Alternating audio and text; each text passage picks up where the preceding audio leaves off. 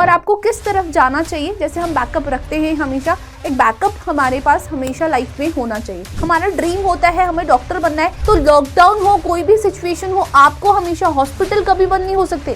सारा खेल ही किसका है? सैलरी का। सारा खेल ही किसका है कि मैम जॉब का। तो बहुत सारी गवर्नमेंट जॉब अपॉर्चुनिटीज आपको मिल जाएंगी नर्सिंग के अंदर। बाकी के 6 दिन आप बिल्कुल टेस्ट मत दो, 6 दिन बिल्कुल रिवीजन करो। हेलो हाय एवरीवन, क्या हाल चाल, कैसे हैं आप सभी लोग। स्वागत है आप सभी का इस खूबसूरत से प्लेटफॉर्म में। तो आज हम लोग बात करने वाले एक बहुत ही इंपॉर्टेंट टॉपिक के बारे में। जैसे कि आप लोगों को दिख रहा होगा पीछे स्लाइड में लिखा हुआ है कि नीट अब ओवर हो चुका है, व्हाट नेक्स्ट। अब हम नेक्स्ट किसकी तरफ जाएंगे। हमारा जैसे कि आप लोगों का नीट का एग्जाम हो गया है, कुछ बच्चों को बहुत अच्छा एग्जाम हुआ, कुछ बच्चे डिसअपॉइंट भी थे। और होता है एग्जाम में ऐसा कि सबका ही अच्छा एग्जाम नहीं जाता है, और हमें हमेशा ये लगता है कि शायद मेरा एग्जाम उतना अच्छा नहीं गया। तो वो तो रिजल्ट की बात रही कि आपका एग्जाम कैसा गया कैसा नहीं गया। बट पहले की कंपैरिजन में अगर हम बात करें तो इस बार का नीट का एग्जाम थोड़ा सा मॉडरेट लेवल का देखा गया। जैसे लास्ट टाइम टफ था थोड़ा, और बायोलॉजी तो आपकी ईजी थी, ये हमने देखा था उस पर। तो हम बात करते हैं इस वीडियो में कि अब नीट ओवर हो गया है, इसके बाद आपके पास क्या क्या अपॉर्चुनिटी है और आपको किस तरफ जाना चाहिए। जैसे हम बैकअप रखते हैं, हमेशा एक बैकअप हमारे पास हमेशा लाइफ में होना चाहिए। तो चलो स्टार्ट करते हैं आज की वीडियो को, और इसमें हम डिस्कस करेंगे आगे के बारे में। तो सबसे पहले तो बेटा हम बात करते हैं, अगर हम नीट की बात करें, अगर हम इंडिया की बात करते हैं, तो इंडिया में एक ऐसा एग्जाम जो मेडिकल की अगर हम बात करें तो मेडिकल में सबसे ज़्यादा इंपॉर्टेंस जिसको दी जाती है, और सबसे बड़ा जो एग्ज़ाम है मेडिकल में जो एम्स करवाता है बेटा, वो नीट का एग्ज़ाम है।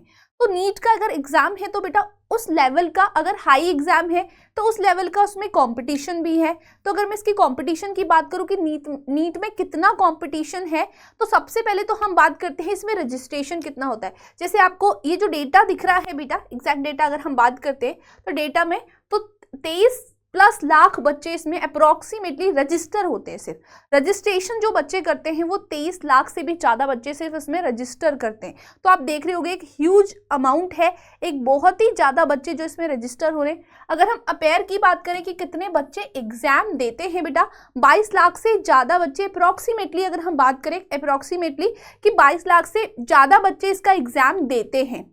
और अगर हम बात करते हैं बेटा टोटल एमबीबीएस सीट कितनी है, अराउंड 1 लाख। अगर हम पूरे इंडिया की बात करते हैं तो 1 लाख बच्चों को ही एमबीबीएस सीट मिल पाती है। अगर सिलेक्शन रेशियो की बात करें तो हम बहुत ही ज़्यादा लिमिटेड है।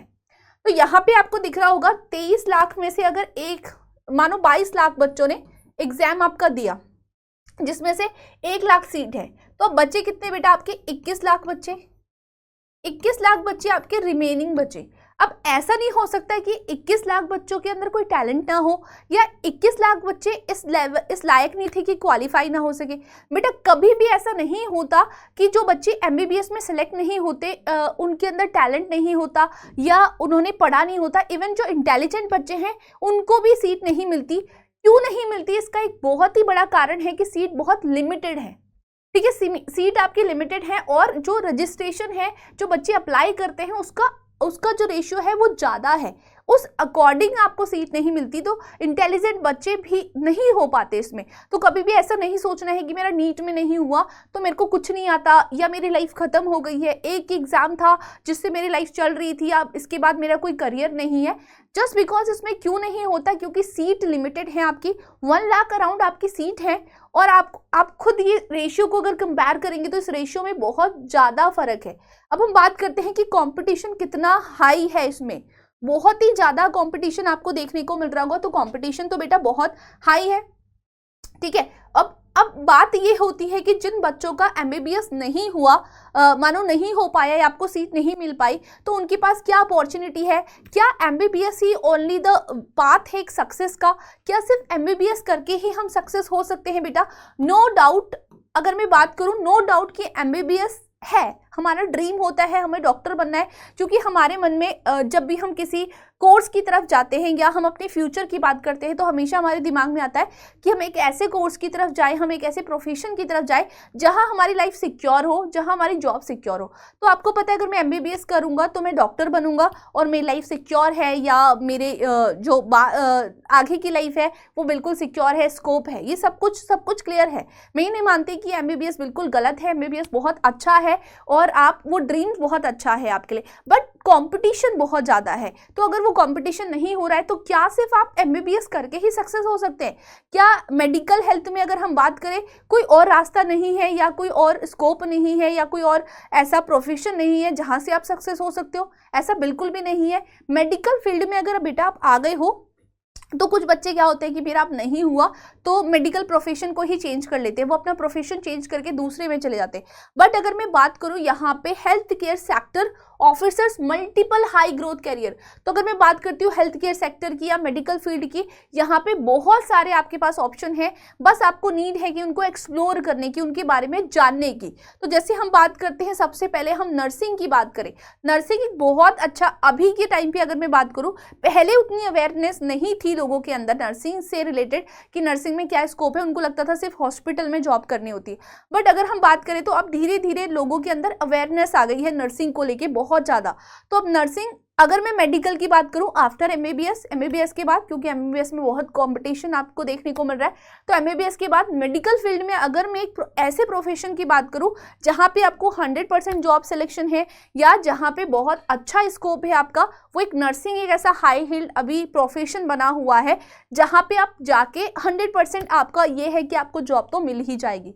नेक्स्ट है बेटा फिजियोथेरेपी, बीपीटी आप कर सकते हैं, बीएससी अलाइड हेल्थ साइंस आप कर सकते हैं, फार्मेसी है आपके लिए, बायोटेक्नोलॉजी है और मेडिकल लैब टेक्नोलॉजी है। तो इतने सारे कोर्सेज हैं, आपको लगता है कि सिर्फ एमबीबीएस ही एक पाथ है हमारा सक्सेस होने का, ठीक है? तो आगे हम बात करते हैं कि इतने सारे प्रोफेशन आपके पास, इतना सारा बैकअप प्लान है, तो एक एग्जाम के पीछे नहीं पड़ना है, एक एग्जाम को लेके डिप्रेस नहीं होना है, एक एग्जाम को लेके बेटा स्ट्रेस आउट नहीं होना है कि आप उसी एग्जाम पे स्टक हो गए या वहीं पे आप स्टक हो गए, आपको मूव ऑन करना है आगे, ठीक है? तो आगे नेक्स्ट हम बात करते हैं बेटा इसमें कि वाई नर्सिंग। अगर मैं नर्सिंग की बात करूं बेटा, देन वाई नर्सिंग, मतलब अब अगर आप पूछोगे कि मैम हम नर्सिंग को क्यों चूज करें, जैसे हमने एमबीबीएस की बात करी, तो आपको पता है एमबीबीएस करके हम डॉक्टर बनेंगे और हमें जॉब मिल जाएगी कहीं पे भी इजीली, हमारा एक अच्छा सैलरी पैकेज होगा और हमारी लाइफ सिक्योर है, ये एमबीबीएस से आपको पता है, इसलिए आप नीट की तरफ जाते हो। देन आप बोलते हो कि मैम अगर हम नर्सिंग करें तो हम नर्सिंग क्यों करें, उसमें ऐसा क्या है मैम, क्या स्कोप है, क्या चीजें रहेंगी कि हम नर्सिंग करें? तो अगर मैं बात करती हूँ नर्सिंग की, नर्सिंग में आपको रिस्पेक्ट मिलेगी। ऑफ कोर्स बेटा, जब भी हम हेल्थ केयर सिस्टम की बात करते हैं रिस्पेक्ट तो आती ही है, ठीक है?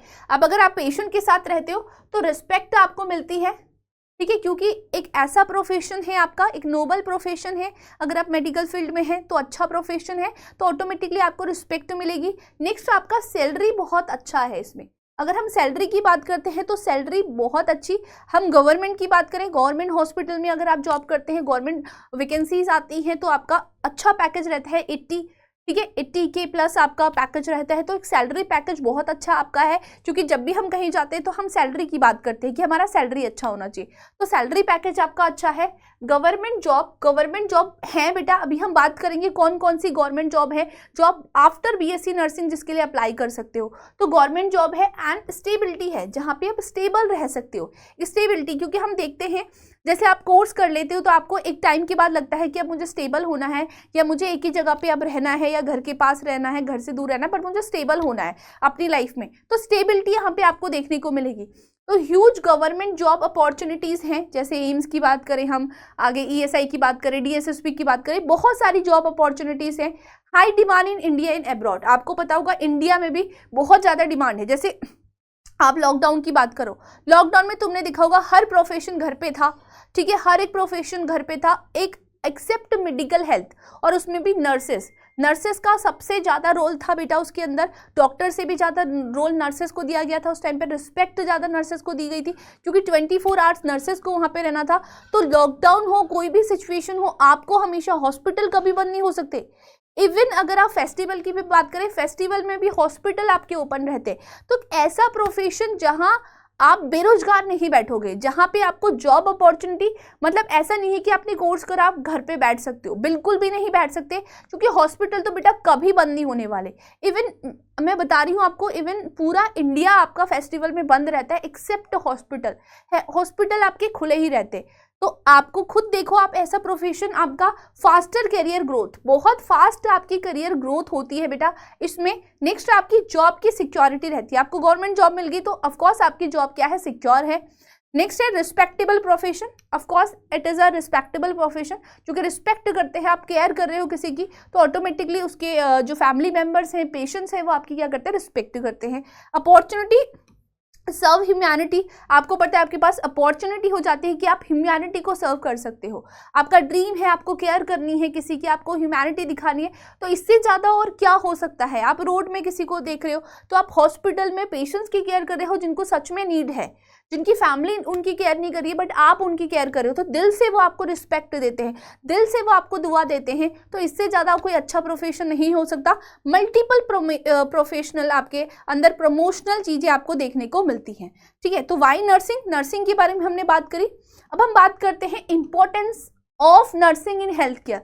अब हम बात करते हैं जो नर्सिंग है उसकी हेल्थ केयर में क्या इंपॉर्टेंस है, कितनी इंपॉर्टेंस, मतलब नर्स क्या रोल प्ले करती है हॉस्पिटल के अंदर। क्योंकि अभी तक देखो आप लोग सब इनके बारे में सिर्फ सुनते हो, हॉस्पिटल के बारे में, पेशेंट्स के बारे में, और आपने अभी ये चीज़ें देखी नहीं है। बट जब धीरे धीरे आप कोर्स करने लगोगे, जब आप हॉस्पिटल में जाओगे तो आपको अलग अलग एक्सपीरियंस होंगे, आपको पेशेंट दिखेंगे वहाँ पे अलग अलग टाइप के, तो अब आपको लाइफ की इंपॉर्टेंस पता चलेगी कि हमारी लाइफ कितनी इंपॉर्टेंट है। अभी हमें लगता है ना तरीके से बैठे रहते हैं, किस तरीके से डॉक्टर का वेट करते हैं, किस तरीके से नर्सेज को बोलते हैं कि मेरे पेशेंट को बचा लो, तब आपको इंपॉर्टेंस पता चलेगी लाइफ की, इंपॉर्टेंस की, हमारी लाइफ कितनी इंपॉर्टेंट है, जिसको हम इसी तरीके से वेस्ट कर रहे, ऐसे ही वेस्ट कर रहे, वो बहुत इंपॉर्टेंट है लाइफ के लिए, ठीक है। तो हम बात करते हैं डॉक्टर सिर्फ ट्रीट करता है बट नर्सेस केयर करती है 24 आवर्स। जब भी आप हॉस्पिटल गए होंगे बेटा, 24 आवर्स पेशेंट के साथ जो रहती है वो नर्सेज रहती है। डॉक्टर ने आया, डायग्नोस करा, डॉक्टर डायग्नोस करके चले गए, उसने बता दिया ये दवाई है, पर जो पेशेंट के साथ हमेशा रहेगी, जो पेशेंट के साथ 24 आवर्स रहेगा बेटा, वो कौन रहेंगे आपके, वो आपकी नर्सेज रहेगी। तो रोल ऑफ नर्स क्या है, पेशेंट की केयर करना, पेशेंट को मॉनिटर करना। आप पेशेंट की केयर करते हो, पेशेंट को मॉनिटर करते हो। इमरजेंसी हैंडलिंग, जैसे आईसीयू में आईसीयू नर्स होती है तो आप आईसीयू मैनेजमेंट करते हो। ओटी नर्स होती है, आपने अलग अलग नर्सेस, अब अलग अलग नर्स आ गई, आईसीयू नर्स अलग होती है, ओटी नर्सेस अलग होती है आपकी।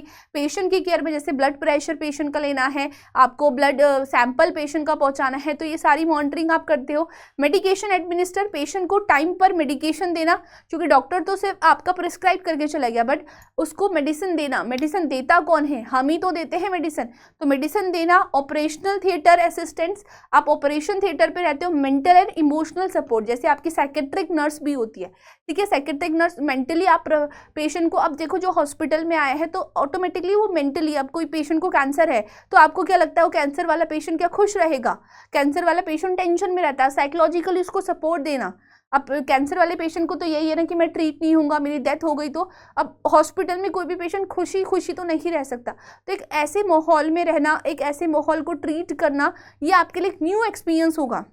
वहाँ पे मल्टीपल लोग आपको दिखेंगे, एक जैसे लोग नहीं दिखेंगे। जैसे अगर हम और जॉब की बात करते हैं तो वहाँ पे सेम लोग दिख रहे हैं, सेम चीज़ें हो रही है, बट यहाँ पे आपको डिफरेंट लोग दिख रहे हैं। आपको अलग अलग लोगों के साथ बात करना, अलग अलग लोगों को ट्रीट करना, उनका एक्सपीरियंस आपको मिल रहा है। तो एक ऐसी अच्छी जॉब है आपके लिए, बहुत अच्छी नोबल प्रोफेशन है बेटा, जहाँ पे आपको सिर्फ रिस्पेक्ट मिलेगी और लोगों के साथ रहना, लोगों की केयर करना, ये मिलेगा, क्योंकि केयरिंग का ही प्रोफेशन है।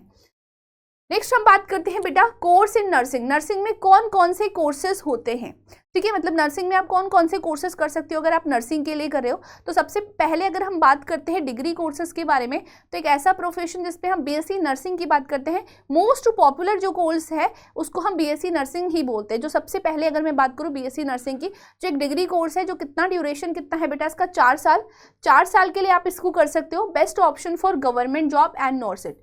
नॉर्सेट क्या है बेटा, जो एम्स एग्जाम कराता है, जहाँ पे अभी आप जाने की सोच रहे हो वही एग्जाम आपका जब आप कंप्लीट कर लेते हो अपना बीएससी नर्सिंग, तो नॉर्सेट का एग्जाम एम्स द्वारा किया जाता है। आगे हम इसकी डिटेल में बात करेंगे कि नेक्स्ट है आपका post basic BSc for GNM student. आप बीएससी जीएनएम वाले जो बच्चे जीएनएम कर रहे हैं, ठीक है। जीएनएम वाले बच्चे after GNM post basic BSc कर सकते हैं। इसका फायदा क्या होता है बेटा, जो जीएनएम वाले बच्चे हैं, जो बीएससी नर्सिंग वाले बच्चे हैं, वो एज अ टीचर भी जॉब कर सकते हैं, जो जीएनएम वाले नहीं कर सकते। बट जीएनएम वाले बच्चे अगर जीएनएम करने के बाद पोस्ट बेसिक बीएससी करते हैं तो उनके पास दो अपॉर्चुनिटी हो जाती है कि वो हॉस्पिटल में भी जॉब कर सकते हैं प्लस वो कॉलेज में भी जॉब कर सकते हैं। जैसे अगर मैं बीएससी नर्सिंग की बात कर रही हूँ, बीएससी नर्सिंग वाले बच्चों की बात कर रही हूँ, तो बीएससी नर्सिंग वाले बच्चे बेटा कॉलेज में भी जॉब कर सकते हैं एज अ टीचर, कॉलेज में भी एज अ नर्सिंग ट्यूटर ये जॉब कर सकते हैं बेटा।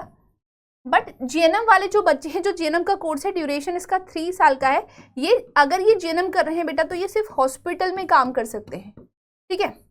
अगर इनको कॉलेज में as a nursing tutor job करना है तो 2 साल का ड्यूरेशन है पोस्ट बीएससी का, तो इनको जीएनएम के बाद बेटा पोस्ट बीएससी करनी ही पड़ेगी। उसके बाद ये कॉलेज प्लस हॉस्पिटल दोनों में जॉब कर सकते हैं, कॉलेज प्लस हॉस्पिटल दोनों में ही जॉब कर सकते हैं। तो सबसे पहले हमने बीएससी नर्सिंग की बात करी, देन आपका post basic BSc, then GNM general nursing and midwifery. फिर हम बात करते हैं बेटा government job opportunities in nursing. अब मेन मुद्दा तो ये है बेटा, मेन बात तो इसकी है, क्योंकि हर सारा खेल ही किसका है, सैलरी का, सारा खेल ही किसका है कि मैम जॉब का। क्योंकि हर चीज़ में यही होता है कि हमारी जॉब, देखो आप कभी फ़ोन भी लेने जाते हो ना, तो आप ये देखते हो, उसको पूछते हो कि कितने साल तक चलेगा, इसकी सिक्योरिटी क्या है, इसकी गारंटी क्या है, आप मुझे ये बताओ, ख़राब तो नहीं होगा। जब हम फ़ोन के लिए भी इतना सोच रहे हैं तो हम अपनी लाइफ के लिए तो सोचेंगे। जब हम लाइफ का डिसीजन ले रहे हैं कि हमें कोर्स करना है तो हम ये भी सोचेंगे कि मैम कोर्स करने के बाद हमारा क्या होगा। हमने चलो 4 साल का कोर्स कर लिया, तो जॉब के बारे में तो बताओ। तो टॉप रिक्रूटमेंट्स की अगर मैं बात करूं बेटा, सबसे पहले हम एम्स की बात करते हैं। तो एम्स क्या एग्जाम करवाता है आपका, नॉर्सेट का एग्जाम करवाता है, और नॉर्सेट बेटा आपका साल में 2 बार होता है। अगर हम 12 मंथ की बात करें, मतलब 12 मंथ की बात करें तो साल में, तो 6 मंथ में होगा बेटा, 6 महीने में एक एग्जाम होगा आपका, प्लस 6 महीने में एक एग्जाम। तो आप मुझे कोई भी एक प्रोफेशन, मैं खुद आपको बैट लगा रही हूँ कि कोई भी मुझे एक ऐसा प्रोफेशन आप बता दो जिसमें साल में 2 बार गवर्नमेंट जॉब के लिए आपको अपॉर्चुनिटी मिली है बेटा, गवर्नमेंट जॉब। आप गवर्नमेंट जॉब लग जाओगे इससे सीधा, और आपको अपॉर्चुनिटी साल में 2 बार मिल रही है, 6 महीने में आपका जॉब हो जाता है। और एम्स का आपको पता है पूरी डिटेल, जैसे अगर आप अभी भी सर्च करोगे एम्स की साइट पे, तो नॉर्सेट 11 की उसने अभी एग्जाम डेट भी दे दी है, एडमिट कार्ड कब रिलीज होगा ये भी दे दिया, उसका प्री कब होगा, मेंस कब होगा बेटा, रिजल्ट कब आएगा, कब आपका, ये सारी डेट आपकी पहले से मिल जाती है। तो आपको ये भी टेंशन नहीं लेना है कि मैम एग्जाम हो जाएगा तो क्या ज्वाइनिंग होगी, ज्वाइनिंग के लिए हमें वेट करना पड़ेगा, कुछ नहीं करना है। अप्रैल में आपका एक एग्जाम होता है, अगस्त में आपका दूसरा एग्जाम हो जाता है। तो अगर आप एक एग्जाम में नहीं क्वालिफाई कर पाए, चलो छोड़ो, नहीं हो पाया, कॉम्पिटिशन भी लेस है बेटा, क्योंकि साल में अगर 2 बार एग्जाम हो रहा, तो नीट का जितना कॉम्पिटिशन तो नहीं है कि 22 लाख बच्चे हैं, कंपटीशन भी आपका कम है, आप इजीली अपेयर कर सकते हो, आप इजीली उसको कंप्लीट कर सकते हो अगर आप थोड़ी सी मेहनत करो। मैं ये नहीं बोल रही कि आप पढ़ो भी नहीं, आप मेहनत भी मत करो, आपका सिलेक्शन हो जाएगा, ऐसा तो कहीं पे भी नहीं होगा और किसी भी प्रोफेशन में होगा। बस आपको थोड़ा पढ़ना पड़ेगा, थोड़ी तैयारी करनी पड़ेगी, थोड़ी मेहनत करनी पड़ेगी, ऑटोमेटिकली आपको जॉब मिल जाएगी। बट मेहनत तो आपको हर प्रोफेशन में करनी पड़ेगी, बिना मेहनत के तो बेटा कुछ भी नहीं मिलेगा आपको, ठीक है। तो नेक्स्ट आपका है ESIC हॉस्पिटल्स जो आपके होते हैं हर आपने देखा होगा भी, आप जिस भी स्टेट पे रह रहे होंगे, आप जिस भी सिटी में होंगे, वहाँ पे सब में ESIC के हॉस्पिटल होंगे, तो उनमें भी आपकी वैकेंसी निकलती है। रेलवे में RRB की वैकेंसी निकलती है बेटा, RRB ने अब तो अपनी वैकेंसी बढ़ा दी है, अब RRB का एग्जाम भी हर साल होने लगा है। पहले होता था आपका 2 साल में, और अभी तो हर साल आपका RRB का एग्जाम हो रहा है। तो आप RRB में जा सकते हैं, मतलब रेलवे में अगर आपको जाना था आप रेलवे में जा सकते हो। नेक्स्ट है आर्म्ड फोर्सेस, अगर हम बात करते हैं तो MNC की, ठीक है। मिलिट्री नर्सिंग में आप जा सकते हो। आर्मी में आपका जाने का मन था, आप आर्मी में जाना चाहते थे, तो आप आर्मी नर्सिंग, मिलिट्री नर्सिंग की भी वैकेंसी निकलती है आपकी। स्टेट गवर्नमेंट की बेटा हॉस्पिटल, स्टेट हॉस्पिटल जैसे आप अपने स्टेट में होंगे, कोई हिमाचल के होगा, कोई बिहार का होगा, इसमें कोई कश्मीर का होगा बेटा, कोई यूपी का होगा, तो आपको बाहर कहीं नहीं जाना, मैम हमें एम्स में नहीं जाना, हमें अपने स्टेट में रह के जॉब करनी है, अपने उसमें जॉब करनी है, तो आप अपने स्टेट में रह के जॉब कर सकते हो, क्योंकि स्टेट गवर्नमेंट की जॉब निकलती है। आपका जो अपना स्टेट का हॉस्पिटल होगा वो अपनी वैकेंसी निकालते हैं, तो आप वहाँ के लिए अपेयर कर सकते हो। नेक्स्ट है आपका PGI की वैकेंसी निकलती है चंडीगढ़, जिपमर की वैकेंसी निकलती है बेटा, और सेंट्रल गवर्नमेंट हॉस्पिटल भी अपनी वैकेंसी निकालते हैं। सेंट्रल मतलब क्या है, पूरे सेंट्रल के लिए, और स्टेट मतलब क्या होता है, आपका पर्टिकुलर स्टेट निकाल रहा है। जैसे एम्स क्या है आपका, एक सेंट्रल गवर्नमेंट है, ठीक है। तो एम्स के लिए पूरे इंडिया के सारे बच्चे अप्लाई कर सकते हैं। स्टेट गवर्नमेंट है कि आप अपने स्टेट के लिए, कोई स्टेट होता है कि इसी स्टेट के बच्चे, जैसे यूपी का अगर आपके पास है डोमिसाइल तो यूपी के बच्चे ही अपेयर कर सकते हैं, इस तरीके से होता है। तो इतने सारे बेटा आपको रिक्रूटमेंट्स मिल रही है, इतनी सारी जॉब अपॉर्चुनिटीज मिल रही हैं। आप एम्स में देखो, कोई भी बच्चा अगर मेडिकल में है ना तो उसका एक ड्रीम होता है कि या तो मुझे एम्स से पढ़ाई करनी है या मुझे एम्स में जॉब करनी है, मतलब एक बार मुझे एम्स जाना है, क्योंकि हमारा ड्रीम होता है हमें एम्स जाना है। तो आप एम्स में बेटा जॉब कर सकते हो एज अ नर्सिंग ऑफिसर। और अगर हम बेनिफिट्स की बात करें तो बेटा बहुत अच्छी सैलरी है। गवर्नमेंट की तो आपने सुना ही होगा, आपके घर में बात करते होंगे, मतलब घर में सभी लोग बात करते हैं कि इसकी गवर्नमेंट जॉब है। तो गवर्नमेंट जॉब में सिक्योरिटी है, 100% सिक्योरिटी, आपको कोई निकाल नहीं सकता। आपका कुछ भी हो जाए, लॉकडाउन लग जाए, कोई भी कितना ही वॉर हो जाए, कुछ भी हो जाए, आपकी जॉब सिक्योर है गवर्नमेंट में। आपकी सैलरी बहुत अच्छी है बेटा, गवर्नमेंट पक्ष है। आपके प्रमोशंस आपके अच्छे हो जाते हैं, promotion, permanent job security, permanently आपकी जॉब सिक्योरिटी है। और सोशल रिस्पेक्ट, सोशली रिस्पेक्ट है। देखो गवर्नमेंट जॉब वालों की ऑटोमेटिकली सोशली रिस्पेक्ट ज़्यादा होती है। आपने घर में भी देखा होगा, अगर आपके घर में किसी की गवर्नमेंट जॉब है तो उसको अलग से अच्छा सा ट्रीटमेंट दिया जाता है कि यार इसकी तो गवर्नमेंट जॉब है। उसको पहले, अगर घर में 3 बच्चे हैं, 3 में से जिसकी गवर्नमेंट जॉब है उसको एक अच्छा सा ट्रीटमेंट दिया जाता है, उसको अच्छे से खिलाया जाता है, पिलाया जाता है। और सोशली भी आपका, यार देखो लोग बोलते हैं कि इनका बेटा गवर्नमेंट जॉब में है, इनकी बेटी गवर्नमेंट जॉब में है, तो एक प्राउड फील होता है फैमिली को भी। जैसे अगर आपकी फैमिली को बोलते हैं, अब बताओ आपकी यंग एज में 4 साल आपने बीएससी नर्सिंग किया, 4 साल बाद आपकी गवर्नमेंट जॉब लग गई। किसी प्रोफेशन में तुमने देखा होगा हर कोई 25-25 साल में, 26 साल में गवर्नमेंट जॉब लग रहा है। तो लोग बोलते हैं ना, इतनी छोटी एज में गवर्नमेंट जॉब करने लगे, अरे आपकी बेटी तो गवर्नमेंट जॉब में, आपका बेटा तो गवर्नमेंट जॉब में है, वो तो गवर्नमेंट जॉब कर रहा है। तो ऑटोमेटिकली जो फैमिली है उनके अंदर एक प्राउड फील होता है और आपके अंदर भी एक रिस्पेक्ट, लोग रिस्पेक्ट करने लगते हैं कि ये इतनी छोटी सी एज पे गवर्नमेंट जॉब कर रहा है। लोग एग्जाम्पल देते हैं, उनकी बेटी को देखो वो गवर्नमेंट जॉब में है, उनका बेटे को देखो वो गवर्नमेंट जॉब में है, तो लोग एग्जाम्पल देने लगते हैं आपका। तो ऑटोमेटिकली आपकी जो रिस्पेक्ट है वो बढ़ जाती है। और आप ऐसे वेले पड़े रहोगे घर पे तो बोलते हैं कि इसने क्या ही किया है, घर पे बैठा हुआ है, तो लोग वो एग्जाम्पल देने लगते हैं आपका भी कि उनके लड़के को देखो दिन भर घर पे बैठा रहता है, फोन चलाते रहता है। उसी जगह आप गवर्नमेंट जॉब में हो तो आपका एक अच्छा एग्जाम्पल आपका मिल जाएगा। तो बहुत सारी गवर्नमेंट जॉब अपॉर्चुनिटीज आपको मिल जाएंगी नर्सिंग के अंदर, जो मैंने आपको बता भी दी है बेटा। अगर आप ऐसा भी नहीं है कि मैं सिर्फ बोलने के लिए बोल रही हूँ, आप सर्च भी करोगे तो इनके एग्जाम होते हैं, आपने देखा होगा। नॉर्सेट की प्रिपरेशन करवाते हैं हम लोग, तो नॉर्सेट के एग्जाम होते हैं, SIC के होते हैं, रेलवे के एग्जाम होते हैं, आपके MNC मिलिट्री नर्सिंग के एग्जाम होते हैं, हर किसी के एग्जाम आपको देखने को मिल जाएंगे। ठीक है, तो ये सारे एग्जाम हमें देखने को मिलते हैं बेटा। अब हम बात करते हैं बेटा, अब ये तो इंडिया की बात रही, ठीक है, नर्सिंग में। और आपको पता है नर्सिंग में अब्रॉड की अपॉर्चुनिटीज भी हैं बेटा। अगर आपको अब्रॉड जाना है, मैम हमें इंडिया में जॉब नहीं करनी या हमें बाहर जाके जॉब करनी है, हमें बाहर के कंट्रीज को एक्सप्लोर करना है, बाहर की कंट्री कैसे होती है, मैंने खुद बेटा इनक्लेस का एग्जाम निकाला हुआ है। ठीक है, तो मैं आपको बता रही हूँ कि आपको बाहर भी बहुत सारी अपॉर्चुनिटी मिल जाएंगी। तो ग्लोबल डिमांड फॉर नर्सेस, और बाहर तो ज़्यादा डिमांड है नर्सेस के in comparison to India. India के कंपेरिजन में बाहर आपको एक बहुत अच्छी सैलरी पैकेज मिलता है। वही अगेन आपको थोड़ा सा मेहनत करनी पड़ती है, आराम से नहीं मिल जाएगी कि मैम हमने पास किया और हम सीधा फॉरेन पहुंच गए, ऐसा नहीं होगा। मेहनत आपको थोड़ी करनी पड़ेगी, वो तो मैं अभी भी बोल रही हूँ, बिना मेहनत करे तो आपको कोई जॉब नहीं मिलेगी। आप मेहनत करोगे तो डेफिनेटली आपको गवर्नमेंट जॉब मिलेगी ही मिलेगी। तो जैसे USA है, UK है, कनाडा है, आपका ऑस्ट्रेलिया है, UAE है। UAE की कंट्री में बहुत सारी कंट्री में, जैसे दुबई है, आपका कुवैत है, यहाँ बहुत सारी वैकेंसी निकलती है नर्सेस की। जर्मनी है आपका, वहाँ पे आप जा सकते हो। Why Indian nurses are preferred, हम इंडियन नर्सेस को क्यों प्रेफर करते हैं मैम, क्या वहाँ पे नर्सेस नहीं है?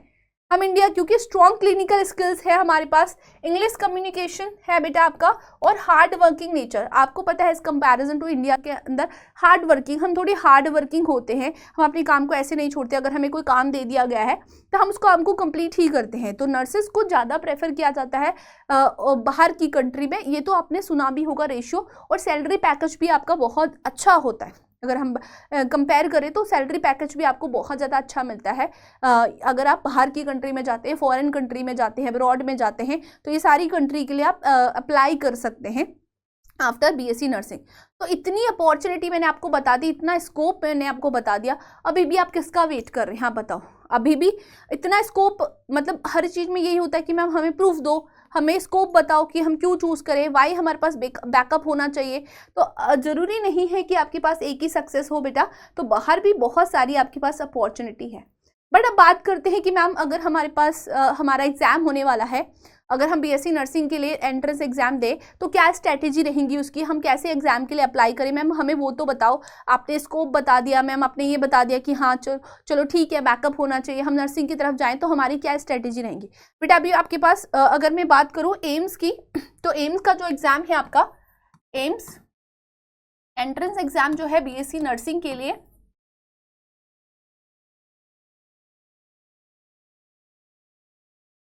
तो बेटा आपका एग्जाम है जून में। तो अभी भी आपके पास अगर मैं बात करूं तो 1.5 मतलब 1.5 मंथ बचा हुआ है। अब इस 1.5 मंथ में आपको क्या करना है, सबसे पहले तो हम सब्जेक्ट की बात कर ले हैं। सब्जेक्ट की बात करें जो एम्स में पूछे जाते हैं, ठीक है। अगर मैं सब्जेक्ट की बात करूं आपसे, तो सबसे पहले जो मोस्ट इंपॉर्टेंट है दैट इज बायोलॉजी, फिजिक्स,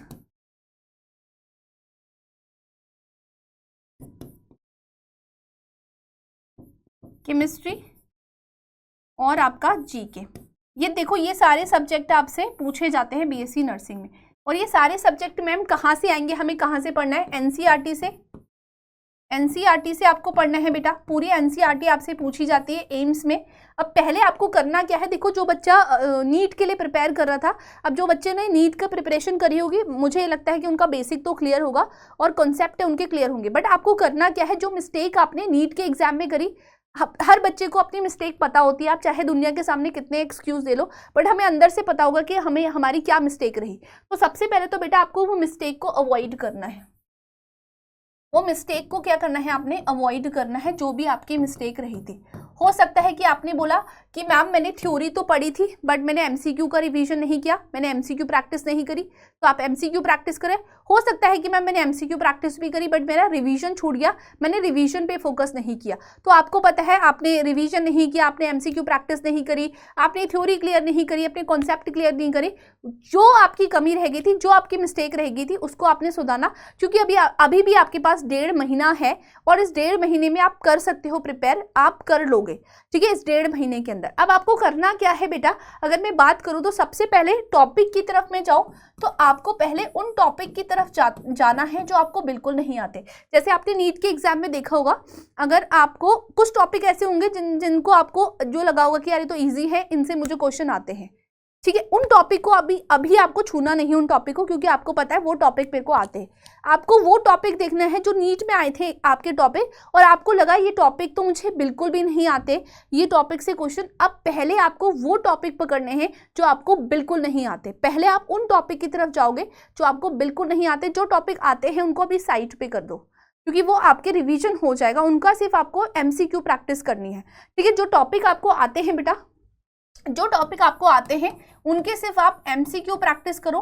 जो टॉपिक आपको नहीं आते हैं, जो टॉपिक आपको नहीं आते हैं उनके कॉन्सेप्ट क्लियर करो, उनकी थ्योरी पढ़ो, उनका कॉन्सेप्ट सबसे पहले समझो, ठीक है, उनका कॉन्सेप्ट समझो। अब जब आपने ये सब कुछ समझ लिया, अब आपको वीकली मॉक टेस्ट देना है, वीकली टेस्ट देने हैं बेटा, सबसे जरूरी है वीकली टेस्ट देना, सबसे जरूरी है बेटा वीकली टेस्ट देना। टेस्ट दो और एक मॉक टेस्ट जरूर दो, ठीक है, एक मॉक टेस्ट जरूर दो ताकि आपकी प्रैक्टिस हो जाए, आपका टाइम मैनेजमेंट हो जाए, ठीक है। वीकली टेस्ट और मॉक टेस्ट जरूर देने हैं आपको, ताकि आपको पता चल जाए कि आपकी प्रैक्टिस कितनी हो रही है और आप कितने पानी में हैं, आपको कितना टॉपिक आ रहा है, क्या टॉपिक आपको नहीं आ रहा है, ठीक है। ये सबसे पहले आपको करना है। जो टॉपिक आने हैं उनको बार बार मत पढ़ो, क्योंकि वो टॉपिक आपको आते हैं, वो आपको पता चल गया, उनके क्वेश्चन आप कर लोगे, आपने एग्जाम में देखना, क्योंकि अभी आप एग्जाम एक्सपीरियंस करके आए हो। उनको छोड़ दो जो टॉपिक आपको बिल्कुल नहीं आते हैं, जो टॉपिक आपको लगा कि इससे मेरे क्वेश्चन बिल्कुल सॉल्व नहीं हुए, उन टॉपिक को पढ़ो, उन टॉपिक की पहले कॉन्सेप्ट क्लियर करो, फिर उनकी एमसीक्यू प्रैक्टिस करो, और जो टॉपिक आपको आते हैं उनके सिर्फ एमसीक्यू प्रैक्टिस करो, अभी उनका रिवीजन करो और उनका एमसीक्यू प्रैक्टिस करो, बाकी इनका कॉन्सेप्ट क्लियर करो पहले। और उसके बाद आपको क्या करना है बेटा, मॉक टेस्ट देने हैं। मॉक टेस्ट देना बहुत ज़रूरी है। वीकली आपको पहले पूरा वीक आपको कोई टेस्ट नहीं देना है, पूरा वीक आपको हर टॉपिक को, ठीक है, बायोलॉजी को पढ़ना है, फिजिक्स, केमिस्ट्री और जीके, ये सारे सब्जेक्ट आपने पढ़ने हैं पूरे टॉपिक सैटरडे तक। अब संडे को क्या करना है, संडे को कुछ नहीं पढ़ना है आपको, संडे को सिर्फ टेस्ट देना है। संडे को ना तो आपको एमसीक्यू प्रैक्टिस करनी है, संडे को ना आपको कोई थ्योरी पढ़नी है, कुछ नहीं पढ़ना है, ना कोई रिवीजन करना है। संडे को बैठो, ठीक है, 3 घंटे 2 घंटे बैठो, सिर्फ टेस्ट दो। 2 घंटे बैठ जाओ, अपनी वो लेके अपना फोन लो, उसमें टाइमर लगा दो, 2 घंटे पकड़ो कोई टेस्ट और उस टेस्ट को दो, ठीक है। संडे को सिर्फ ये करो। सबसे पहले बायोलॉजी का अगर आपको टेस्ट देना है, बायोलॉजी, फिजिक्स, केमिस्ट्री, इन सबका टेस्ट दे डालो, या एक साथ आपको टेस्ट देना है तो एक साथ सबका टेस्ट दे डालो 2 घंटे संडे को, और कुछ मत करो। बाकी के 6 दिन आप बिल्कुल टेस्ट मत दो, 6 दिन बिल्कुल रिवीजन करो, एमसीक्यू प्रैक्टिस करो, कॉन्सेप्ट क्लियर करो, सब कुछ करो, ठीक है। सारी चीजें पढ़ो, कहीं से आपको एमसीक्यू प्रैक्टिस करनी है, सब कुछ करो, बट संडे को सिर्फ टेस्ट दो, क्योंकि बिना टेस्ट दिए, बिना मॉक टेस्ट दिए आपका क्लियर नहीं होगा जब तक आपको ये नहीं पता चलेगा, जब तक आप अपना इवोल्यूएशन नहीं करते हैं, जब तक ये नहीं मानोगे कि मुझे कितना आ रहा है कितना नहीं आ रहा है, तब तक आपको अपनी कमी नहीं पता चलेगी। जैसे अभी आप एग्जाम देने गए तो आपको पता चला कि मेरे अंदर क्या मिस्टेक हो रही थी, मैं क्या कमी कर रहा था, मेरा टाइम मैनेजमेंट नहीं हो पा रहा था, मेरा रिवीजन नहीं हो पा रहा था, मेरी एमसीक्यू प्रैक्टिस नहीं हो पा रही थी, क्या नहीं हो पा रहा था, वो तुम्हें तब पता चला जब तुमने एग्जाम दिया। उसी तरीके से जब मॉक टेस्ट देते हो बेटा, नो चीटिंग, कोई चीटिंग नहीं करनी है कि गूगल से वो देख लिया, इधर से देख लिया, उधर से देख लिया।